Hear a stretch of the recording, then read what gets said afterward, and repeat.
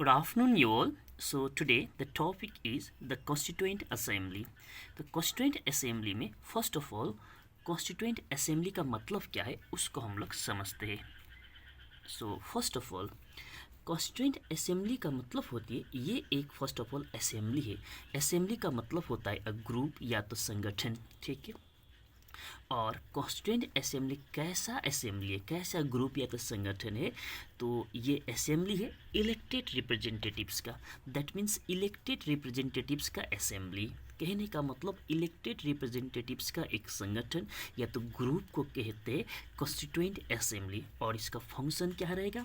इसका फंक्शन रहेगा constitution drafting, that means constitution making से लेकर के, कॉन्स्टिट्यूशन बनाने से लेकर के कॉन्स्टिट्यूशन एडॉप्ट करने तक, दैट मीन्स कॉन्स्टिट्यूशन को लागू कराने तक टोटल इसका ओवरऑल रिस्पॉन्सिबिलिटी रहता है. दैट मीन्स कॉन्स्टिट्यूशन को ड्राफ्ट तैयार करना, दैट मीन्स कॉन्स्टिट्यूशन मेकिंग करना, कॉन्स्टिट्यूशन बनाना, वहाँ से लेकर के कॉन्स्टिट्यूशन को लागू कराने तक इसका टोटल ओवरऑल रिस्पॉन्सिबिलिटी रहता है कॉन्स्टिट्यूएंट असेंबली का.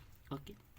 सो जैसे कि बता ही दिए कि कॉन्स्टिट्यूएंट असेंबली जो है इलेक्टेड रिप्रेजेंटेटिव्स का असेंबली है. तो इलेक्टेड रिप्रेजेंटेटिव्स का असेंबली है तो इसका तो इलेक्शन हुआ होगा ना. तो डेफिनेटली इसका इलेक्शन हुआ है जुलाई 1946 में. जुलाई 1946 में कॉन्स्टिट्यूएंट असेंबली का इलेक्शन हुआ है. ओके. और इलेक्शन होने के बाद टोटल 389 मेंबर्स इलेक्ट होते हैं.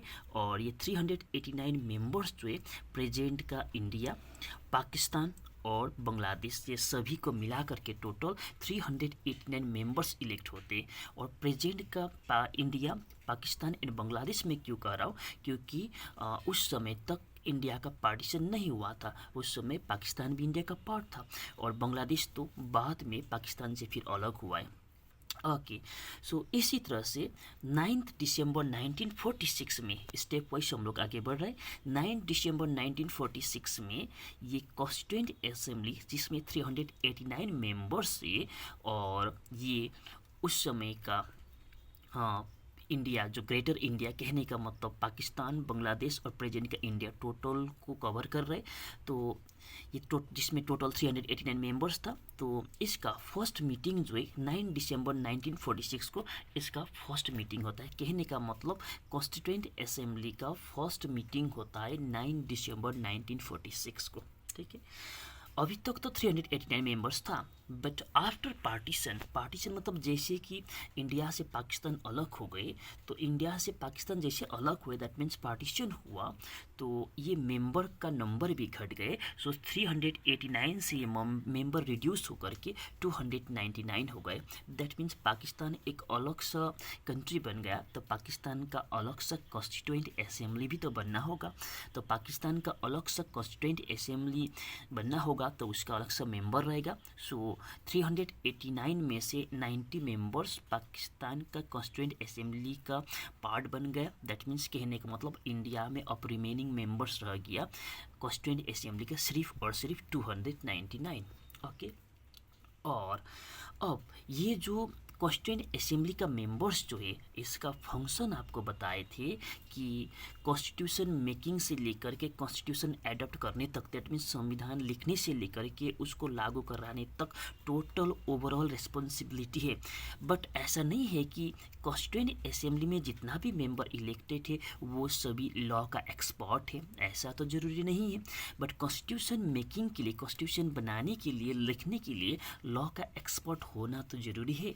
ऐसे नहीं कि कोई भी कॉन्स्टिट्यूशन को लिख देंगे. तो इसीलिए ये कॉन्स्टिट्यूएंट असेंबली जो है 29 अगस्त 1947 को एक ड्राफ्टिंग कमेटी का फॉर्मेशन करते हैं. दैट मीन्स ड्राफ्टिंग कमेटी का फॉर्मेशन करता है. कहने का मतलब कॉन्स्टिट्यूशन का एक ड्राफ्ट बनाने के लिए एक कमेटी फॉर्मेशन करते हैं जो एक्सपर्ट कमेटी हो, जिनको लॉ का जानकार हो. ठीक है. जिसको ड्राफ्टिंग कमेटी कहते हैं. तो ड्राफ्टिंग कमेटी का फॉर्मेशन होते हैं 29 अगस्त 1947 को.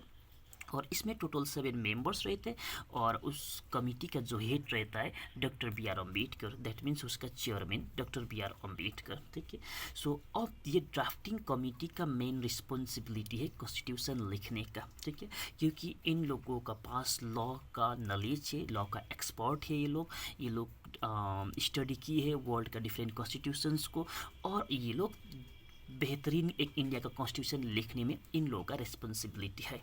ओके, अब इसी तरह से 26 नवंबर 1949 में कॉन्स्टिट्यूशन जो है जो ड्राफ्टिंग कमेटी ने जो लिखे हैं इसको अप्रूव करते हैं constituent assembly. That means constituent assembly जो है अप्रूव करते हैं 26 नवंबर 1949 को, जो कॉन्स्टिट्यूशन आपका ड्राफ्टिंग कमेटी ने लिख करके तैयार किए। अब ये ऐसे नहीं हुआ है कि ड्राफ्टिंग कमेटी ने लिख दिया उसको अप्रूव कर दिया कॉन्स्टिट्यूएंट असेंबली में। तो कॉन्स्टिट्यूएंट असेंबली में ये जो लिखा हुआ जो कॉन्स्टिट्यूशन जो है उस पर बहुत बार डिबेट एंड डिस्कशंस हुआ और बहुत सारा पॉइंट्स वगैरह ऐड किया गया, बहुत सारा पॉइंट्स वगैरह रिमूव किया गया।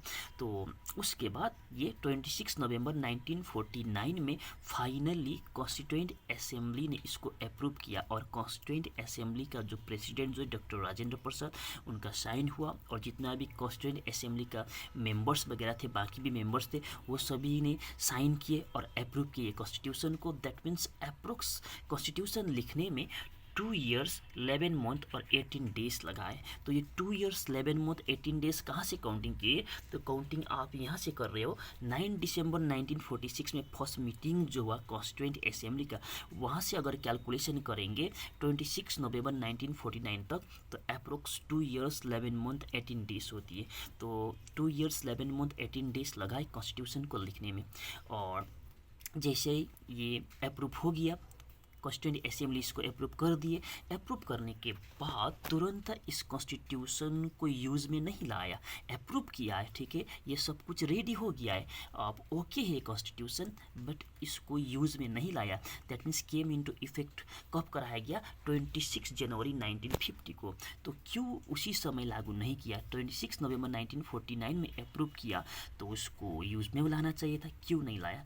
तो ये इसीलिए क्योंकि आप घर भी बनाते हैं या तो कोई शादी वगैरह भी करते हैं, जनरली एक शुभ मुहूर्त हम लोग वो डेट चूज़ करते हैं। तो इसी तरह से 26 जनवरी 1950 को हम लोगों ने भी इस डेट को ही हम लोगों ने कॉन्स्टिट्यूशन को यूज़ में लाए। और ये इसीलिए क्योंकि 26 जनवरी जो है 26 जनवरी 1930 में पंडित नेहरू ने पूर्ण Swaraj that means complete independence day declare किए थे। और इसी तरह से 26 जनवरी 1930 को कंप्लीट स्वराज भी सेलिब्रेट किए थे इंडिया में उस समय। तो मिला तो नहीं था बट हम लोग ने सेलिब्रेट किए थे, इसीलिए ये 26 जनवरी के ऑस्पिशियस डे भी हम लोग मानते। इसीलिए ये एक हिस्टोरिकल डे या तो ऑस्पिशियस डे होने के कारण 26 जनवरी 1950 को हम लोगों का कॉन्स्टिट्यूशन जो है फिर यूज़ में लाया है, that means came into effect हुआ है। Okay, so this much for today and remaining topic tomorrow.